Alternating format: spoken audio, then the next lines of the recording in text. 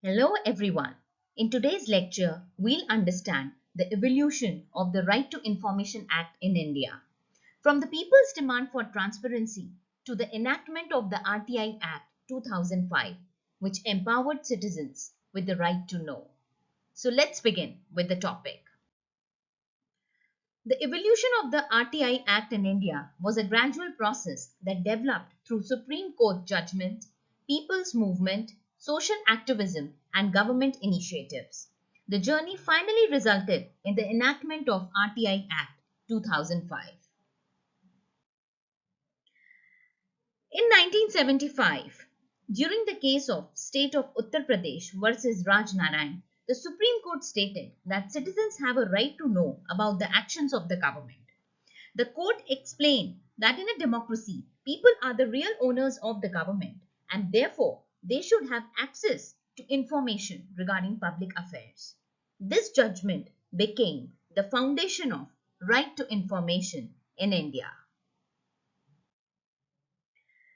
In 1980s, the organization Mazdoor Kisan Shakti Sangathan started a movement in Rajasthan demanding transparency in government records related to wages and development work.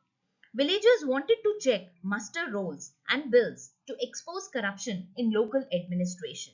This movement strongly highlighted the need for citizen access to government information.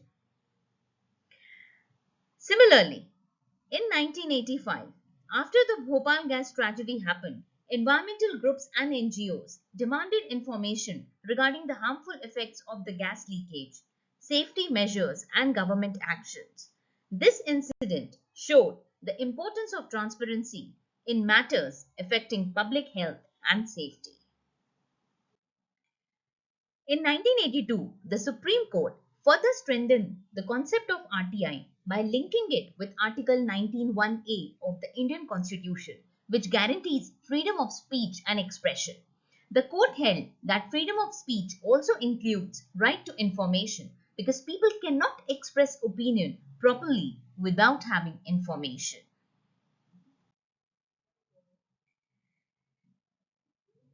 By the late 1980s, demand for transparency and accountability increased across the country. Civil society groups, journalists, and activists started raising their voices against corruption and secrecy in government functioning. In 1996, the National Campaign for People's Right to Information was formed. It played a major role in spreading awareness about RTI and pressurizing the government to make a law for public access to information. The campaign united activists, lawyers, journalists, and social organizations. In 1997, the Government of India formed a committee under H.D. Shori to prepare a draft RTI bill. The committee recommended that citizens should have the legal right to access government information. This was an important step towards creating RTI legislation. In 1999, the then Prime Minister revoked an order of the Cabinet Secretariat that restricted access to government information. This action encouraged openness in administration and supported the growing RTI movement.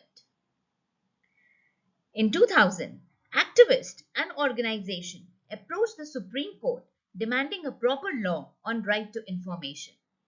Public pressure for transparency became stronger, especially to fight corruption and improve accountability. By 2001, several states such as Tamil Nadu, Goa, Rajasthan, Karnataka, and Delhi had already introduced their own RTI laws. These state laws became examples for a future national law. In 2002, the Parliament passed the Freedom of Information Act 2002. However, the law was considered weak because it did not provide strong mechanism for implementation and was never fully operational.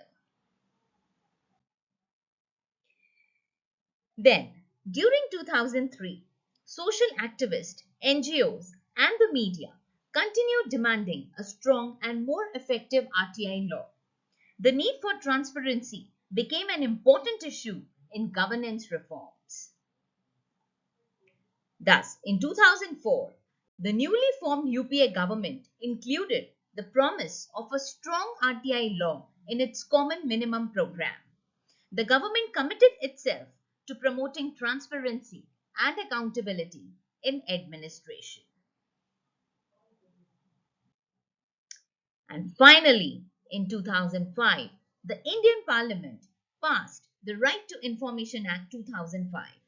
The act came into force on 12th October 2005. It gave citizens the legal right to seek information from public authorities, increased transparency in government functioning, reduced corruption, and strengthened people's participation in democracy.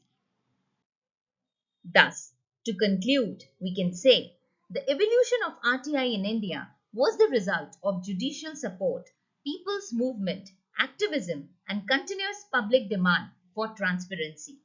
From the Supreme Court's recognition of right to know in 1975 to the enactment of RTI Act in 2005, the journey reflects India's effort to build an open, accountable, and participatory democracy.